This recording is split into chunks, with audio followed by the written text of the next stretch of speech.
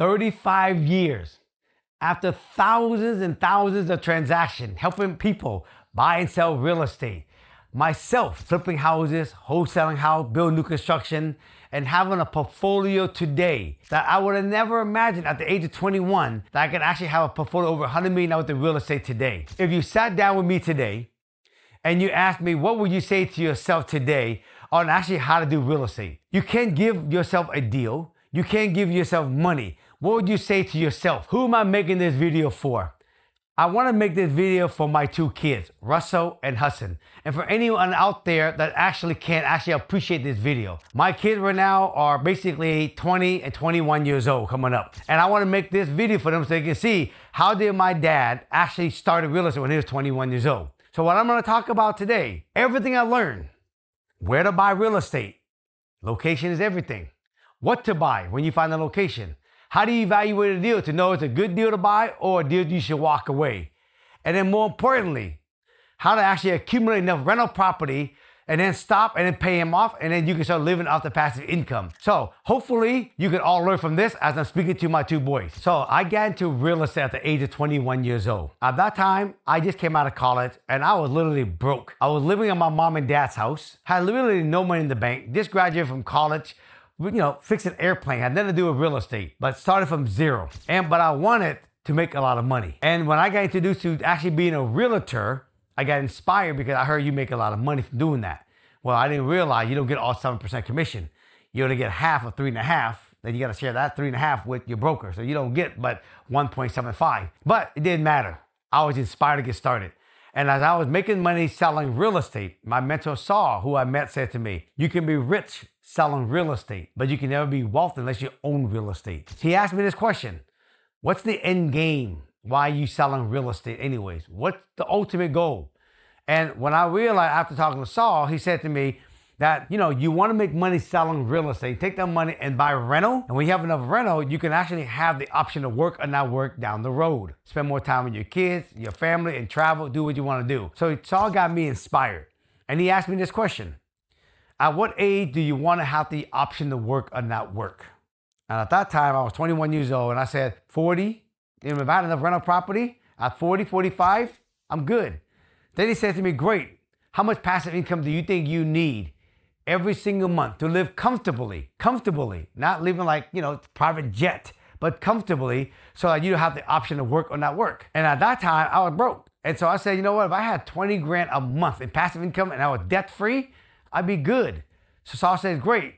What's the average rent in an area? At that time, it was $2,000 and I wanted 20 grand. So Saul says, great. What you need is to accumulate 10 rental property. But more importantly, Thatch, beyond want to own 10 rental, you got to ask yourself this question: why do you want to own it?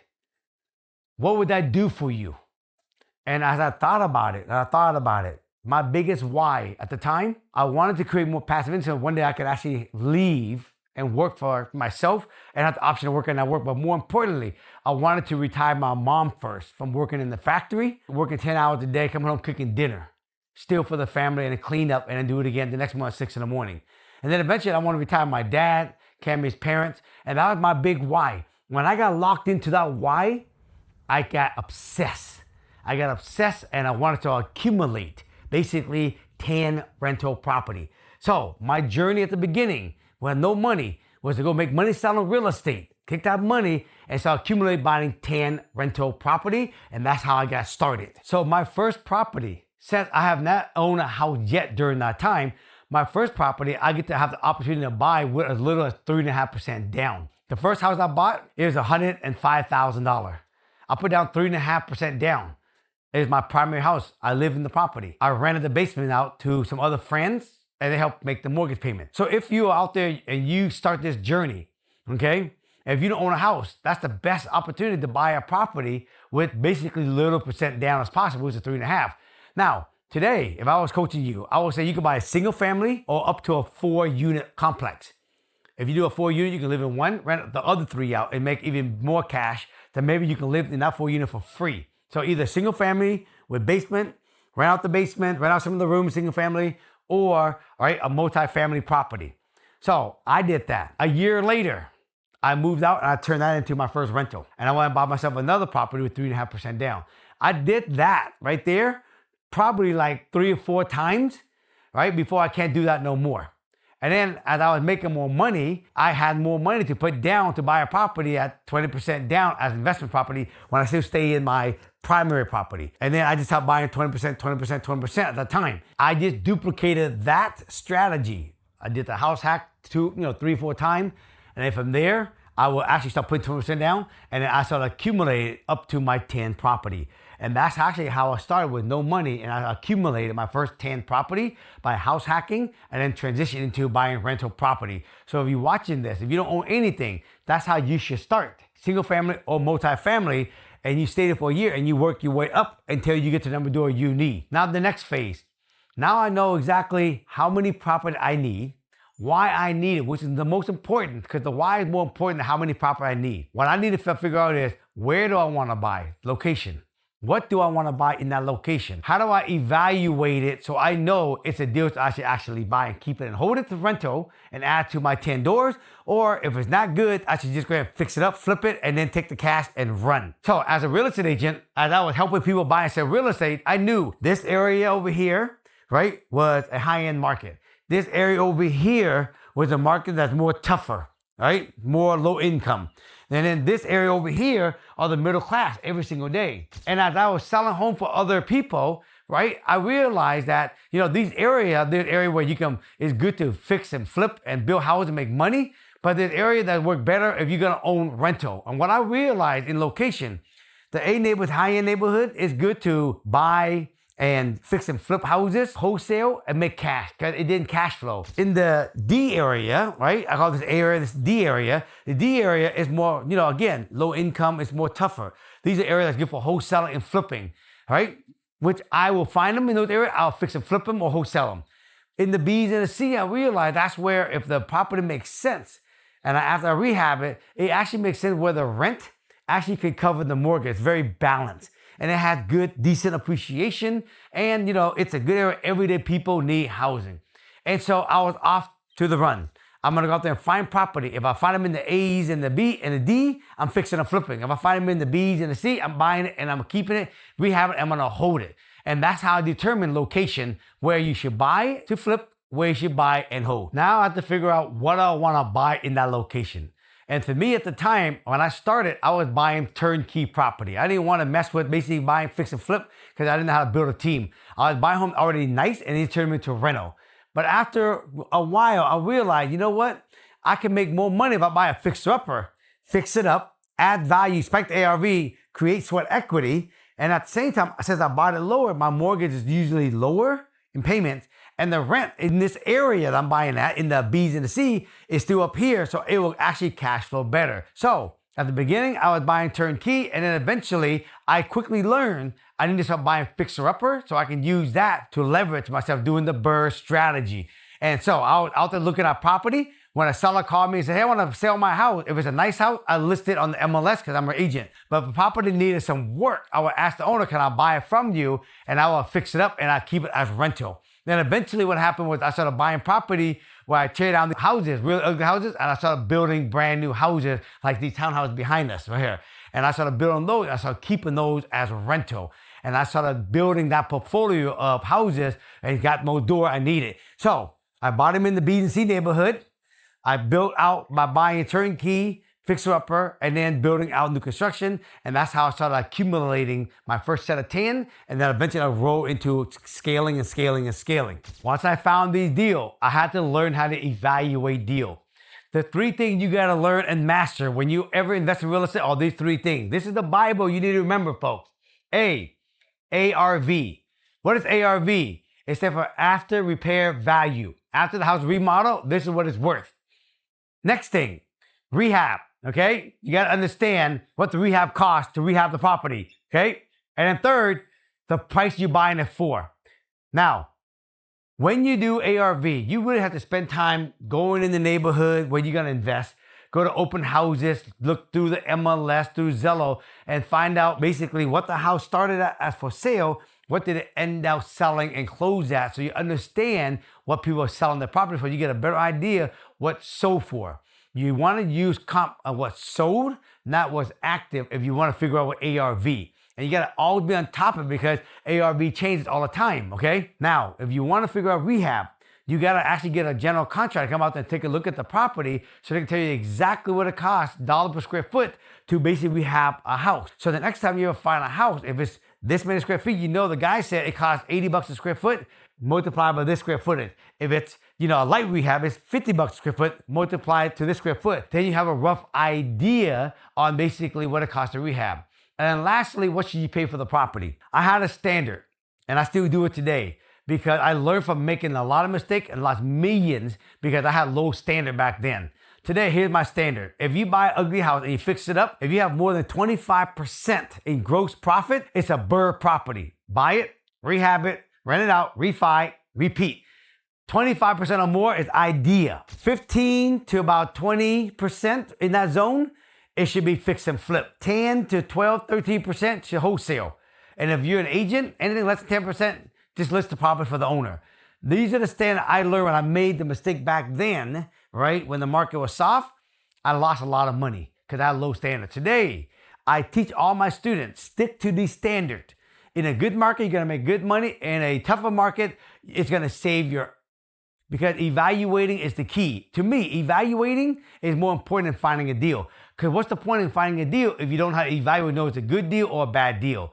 And this is what I learned how to do in the phase 2 of my life. After I know exactly how many door I need to figure out where I'm gonna buy, what I'm gonna buy, how to evaluate, know it's a good deal, and then start accumulating those 10 doors. In the last phase, once I knew how many property I need, and I started accumulating towards that 10 property, this last phase is about knowing when to stop accumulating and start to pay down these property so you can actually have enough passive income to have the option to work or not work. My goal was to accumulate the 10 property. As I started accumulating the 10 property, when I got to 10 property, and it was $20,000 in gross rent. At that time, it wasn't all paid off, so maybe my cash flow out of $20,000 rent was maybe $3,000, somewhere around there, right? I was only making $200-300 per house, okay? So basically, $200, $300, I was only getting $2,000-3,000 a month because the property ain't paid off yet. So now it's about that point where I need to start paying down these first set of 10 so I can get out of the rat race. And so what I did was, I did what I call the snowball effect. I took the lowest mortgage at the time and I started putting extra monthly payment. Did you know on a 30-year fix, if you make one extra payment toward principal only at the end of every year, you say you have 12 payments. At the end of the year, you make it 12 and you make one extra payment toward principal only, okay? You will shave off a little bit, close to 6 or 7 years of your 30-year mortgage. Imagine you do that twice a year, 3 times a year, 4 times a year. So I just started paying down more of these property. Once this first property is paid off, I took all that cash flow, plus the extra money I had, I did property number 2, I paid down property number 2. And I repeated that process until I paid off all 10 property. And that's my first set of 10 that I paid off. And technically now I was out of the rat race. I was making good cash flow and I was still working. I had the option to go on long vacation. I had the option to make more money, less money. It didn't matter because I had a set of property that was all paid off. And I never messed with the equity on those property. I started making more money and I started scaling from there to property 11, 12, and forward, but I never messed with these 10. And this is how I actually started, by actually accumulating the door. So this is my philosophy. This is the philosophy I was taught if I want to have peace of mind, because peace of mind is underrated. People in real estate want to just accumulate, but never have enough passive income from all these doors to really live a peaceful lifestyle. What are you doing all this for at the end of the day anyway? That's why at the beginning of this video, I said to you, how much passive income do you really need every single month to live comfortably and have the peace of mind you need? You don't need hundreds of property. You don't need thousands of property. If you have 10 good property with good rent in your area, bought and paid off and live a debt-free life, you can live really, really good. Everything above that is bonus. And that's what I did. I would get the 10.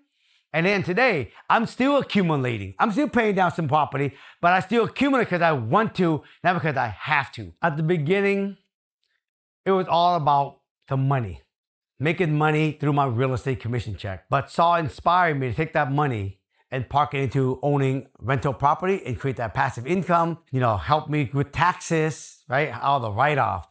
So what I realized after 30 plus years It's not about the money, everybody. It's not about how many doors you need. It's about experience at the end of the day. What type of experience you want to have in your life? What do you want to do? You want to work for the rest of your life? Or you want to actually have the time and the freedom to go out there and see the world, spend time with your kid, raising your kid, right? See them get married, take them to sports, take them to baseball, take them to soccer, take them to see World Cup, right? Travel the world, see other country.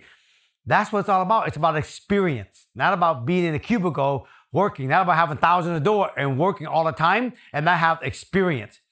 Because all we want at the end of the day is happiness, family, peace of mind, experience in the world, spend time with quality people. So as you are thinking about this video, it's not about the number of doors you need. It's about how much time you want to actually get back and have the freedom you want to go do what you want to do, when you want to do it, with whoever you want to do it with. For me, what I wanted to do is retire my mom and dad, Cammy's parents, and then really use this platform to teach my kid, Russell and Husten, how later on, when they get older, they can get inspired and see how Cammy and I did this. And so they can actually get inspired. They want to get into real estate and continue this journey for them and their kids for the next generation. If you've been thinking about investing in real estate, come learn how to do it for yourself. Because when you understand how to do this for yourself, then you can pass on the baton to the kids coming through so they can do it versus passing on the real estate. Because passing on the real estate isn't true wealth. It isn't generational wealth. You're just spoon feeding them. You're giving them the fish. Come learn this, understand it deeply, and then pass that knowledge to your kid. To me, that's teaching them how to fish, and that's real generational wealth. So, if you love this video, Russell, Husten, and everybody out there watching this, if you love this video, give me a thumbs up. Subscribe to the channel. Go out there and learn more about this. Start investing in real estate. Start buying your time back. So one day when you get to my age, at 56 years old, you can do what you want to do, whoever you want to do it with. This is true freedom. This is what I came from Vietnam for. This is the American dream. I'm not stuck to working for somebody for the rest of my life. I get to create my own time, my own schedule. If you like this, again, give me a thumbs up, hit that subscribe button, share this to your friends and family. If there's any other topic you want me to talk about on my journey of real estate, put in the comment. But until then, I will see all of you in real estate and start doing this now. Talk to y'all soon. Peace.